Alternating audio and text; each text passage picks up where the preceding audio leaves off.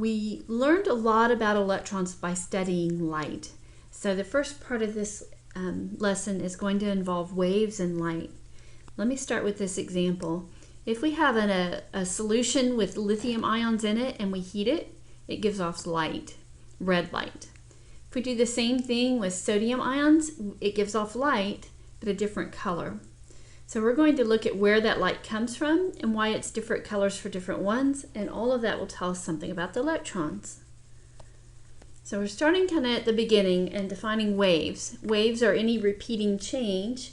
We're going to be interested in a specific type, but let's just look at it in general for right now. Waves both have a wavelength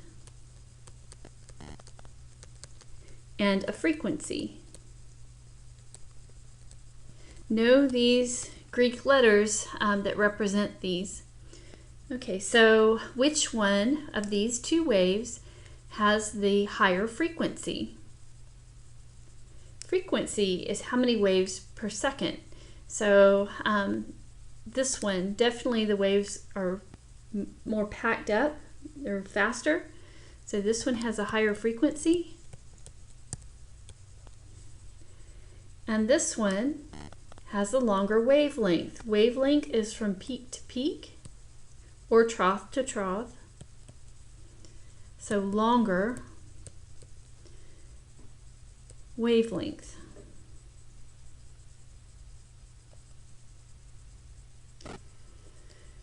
We're going to be interested in electromagnetic radiation, this kind of waves, not ocean waves or something else.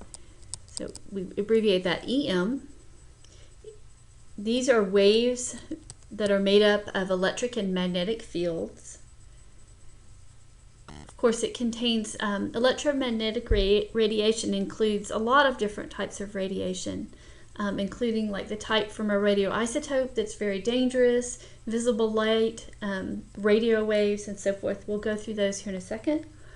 For all of those, this equation is true, where c is the speed of light. This is frequency and wavelength. You don't have to memorize this number. It will be given to you, but you need to know what it is. It's the speed of light, and you need to know that it's abbreviated with the c. Okay, this equation implies that frequency and wavelength are related, and they are. Let's go back to the previous slide real quick and we'll see.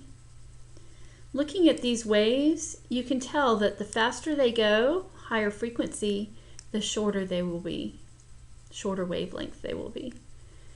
The slower they go, the longer the wavelength. And so those are inversely proportional, which is the same thing that this equation tells us.